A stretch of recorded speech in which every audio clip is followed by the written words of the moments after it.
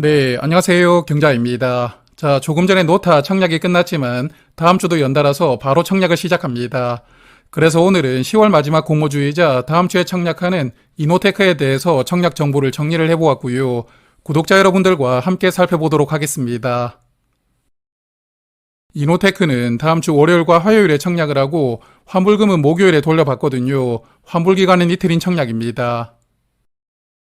그리고 상장일은 11월 7일로 예정이 되어 있는데 7일 금요일에 상장할 예정이거든요.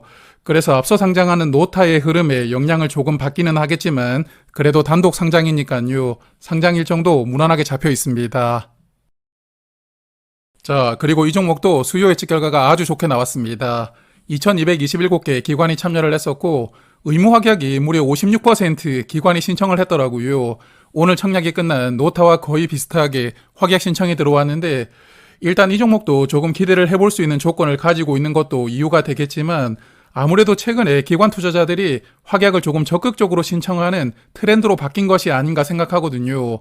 의무 확약 30% 이상 넘어가야 되는 제도가 영향을 주는 것은 아닌가 생각하고 있는데 여하튼 이노테크도 수요 예측에서 아주 좋은 결과를 받았습니다.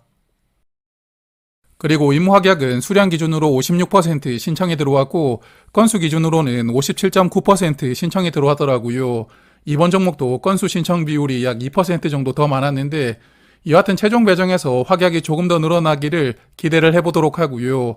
개인적인 바람으로는 80% 넘겨가지고 확정되었으면 좋겠다는 생각을 해보고 있습니다. 그리고 공모가는 상단으로 결정이 되었는데 상단 가격인 14,700원으로 결정이 되었고요. 이 종목 역시 공모가를 상단 미만으로 신청한 기관은 단 하나도 없었습니다. 그래서 이노테크는 이번 IPO로 259억 원을 모집하고 시가총액은 약 1,300억 원으로 상장하게 됩니다. 자, 그러면 수요 예측 결과는 이 정도로 보고요. 회사에 대해서도 조금 파악을 해보겠습니다.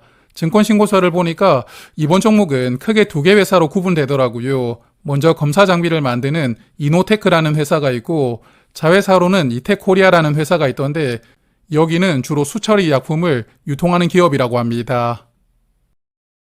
그런데 이 두 기업의 실적을 보니까 자회사인 이테코리아 매출액이 더 많더라고요. 올해 상반기 기준으로 이노테크는 167억 원인 반면에 이테코리아는 226억 원을 기록했습니다. 그렇지만 이익을 보면 이익의 대부분은 이노테크에서 나오고 있던데요. 이노테크는 상반기 영업이익이 69억 원이었고 이테코리아는 10분의 1 수준인 약 6억 원 밖에 되지 않더라고요. 그리고 여길 보시면 아시겠지만 이노테크의 영업이익률이 40%가 넘어가더라고요. 이 회사가 만드는 제품은 마진이 아주 높은 장비를 만들고 있다는 게 일단은 인상적인 부분이라고 생각하고요. 그리고 실질적으로 돈을 버는 기업은 이노테크라고 볼 수가 있기 때문에 모회사인 이노테크에 대해서만 조금만 더 파악을 하고 넘어가겠습니다. 자, 그래서 이노테크는 여러 가지 검사 장비를 만들고 있었지만 주력 제품은 디스플레이를 검사하는 장비더라고요. 그리고 최근에는 이렇게 구부러지는 폴더블 디스플레이를 검사할 수 있는 장비를 주력으로 판매를 하고 있고 실적이 크게 늘어나고 있었습니다.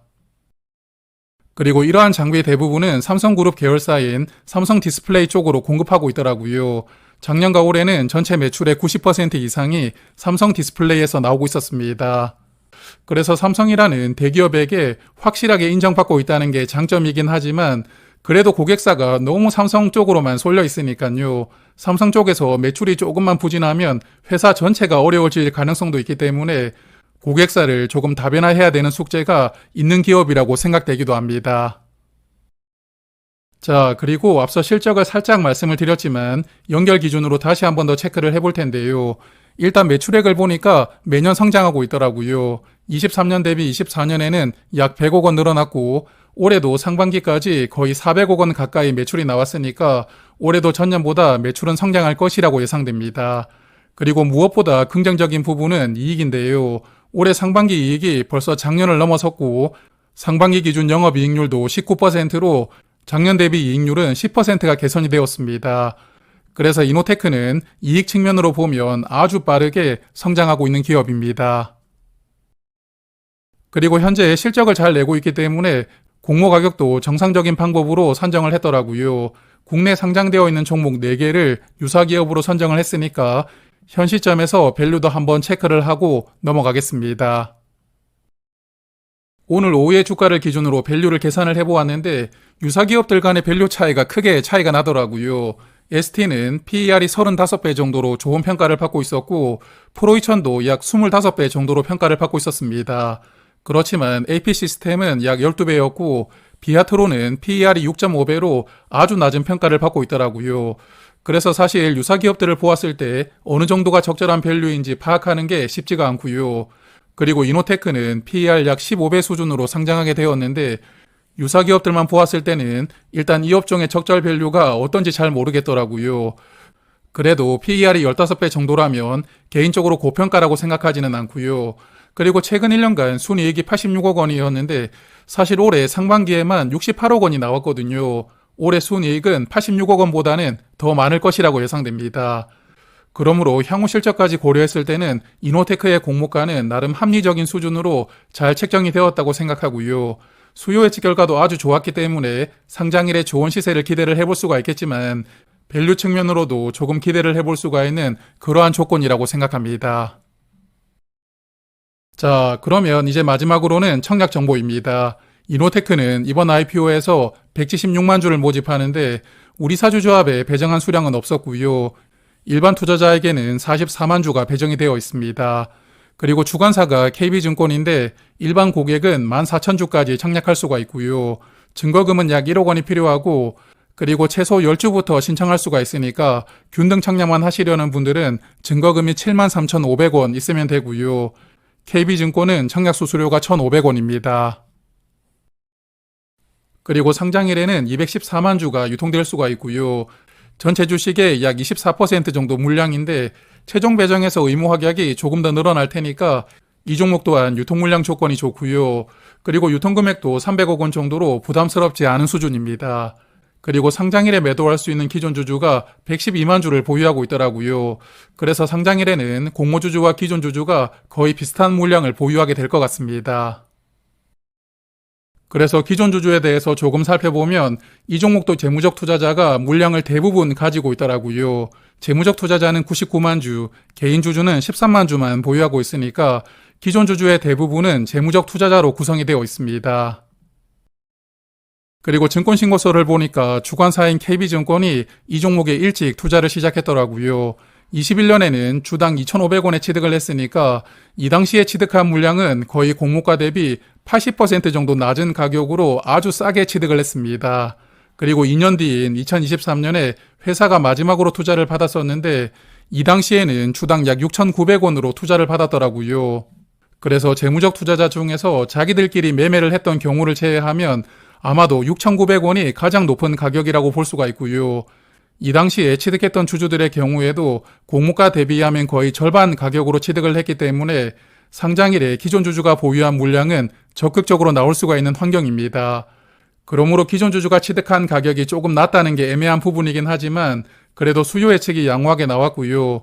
또한 회사의 실적을 고려했을 때는 상장일에 좋은 시세를 보여줄 것이라고 예상하는데 여하튼 기존 주주들이 조금 나이스하게 물량을 정리를 해주기를 바라보도록 하겠습니다. 그리고 직원들에게 부여가 된 스톡옵션이 있었는데요. 내년 3월부터 행사할 수가 있더라고요. 그래서 상장일에 행사할 수 있는 물량은 없기 때문에 상장일에 추가될 수 있는 물량이 없으니까요. 이런 부분은 긍정적으로 생각됩니다. 자, 그래서 정리를 해보면 노타에 이어서 이노테크도 수요 예측 결과가 아주 좋게 나왔고요. 두 종목 연속으로 의무 확약이 50% 넘게 신청이 들어왔고 그리고 실적이 빠르게 늘어난다는 것을 감안을 해보면 공모가도 나름 합리적으로 잡혔다고 생각합니다. 그리고 유통 물량은 20% 정도로 가벼운 수준이기 때문에 이 종목의 인기도 아주 많을 것이라고 예상하는데요. 오늘 청약이 끝난 노타를 보니까 환불기간 4일이지만 비례 청약까지 적극적으로 하시고 계시던데 여하튼 이 종목은 환불기간 이틀입니다. 그나마 이자 비용이 조금 적은 조건이기 때문에 저는 이 종목은 경쟁률은 크게 신경 쓰지 않고 그냥 비례 청약까지 해볼 생각입니다. 자, 그리고 오늘도 청약을 한번 예상을 해보고 마무리를 해볼 텐데요. 지난달에 KB증권에 주관했던 명인제약은 약 53만 계좌가 들어왔지만 이번 종목은 그 정도까지는 들어오지 않을 것이라고 예상하고요. 다만 오늘 노타가 약 38만 계좌로 마감을 했으니까 이노테크도 이 정도는 들어오지 않을까 예상합니다. 그래서 균등 배정을 받는 게 쉽지는 않을 것 같은데 약 58% 확률이고요. 한 주를 받을 수 있을 것이라고 예상합니다. 그리고 오늘 노타는 비례 경쟁률이 5,563대 1로 마감했더라고요. 환불기간이 4일이었지만 청약 한도가 많았던 미래에셋 증권이었다 보니까 경쟁률이 더 높아졌던 것이 아니었나 생각합니다. 이노테크는 노타보다 청약 한도가 조금 적긴 하지만 그래도 환불기간이 이틀이다 보니까 비례 청약까지 하시는 분들이 많지 않을까 예상하거든요. 그래서 일단 이노테크도 노타와 비슷하게 5,600대 1 정도로 예상을 해보았습니다. 그래서 비례 경쟁률이 5,600대 1이라면 한 주 증거금으로 약 4,100만 원이 필요하고요. 2.7% 파킹 통장으로 이틀간 이자가 약 5,200원입니다. 상장일에 주가가 2만 원 넘어가면 손익분기점을 넘기게 되는데 공모가 대비하면 36% 정도 상승해야 되는 가격입니다. 그래서 환불기간이 이틀이다 보니까 상대적으로 이자 비용 부담은 조금 적긴 한데요.